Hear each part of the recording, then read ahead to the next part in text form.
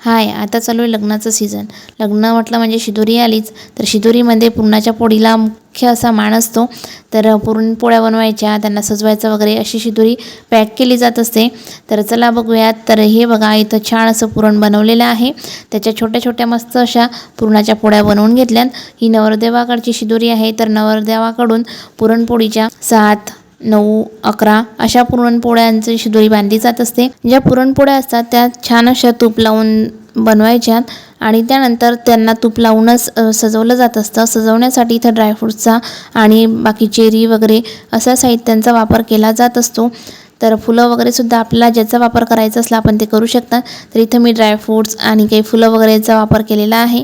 सोबतच धने वगैरे लोंगा दोडे यांचासुद्धा वापर यात केला जात असतो. सर्व साहित्य आपण छान छान असं आपल्याला वाटतील तशा डिझाईनने आपण ह्या पुरणपोळ्या सजवून घ्यायच्या.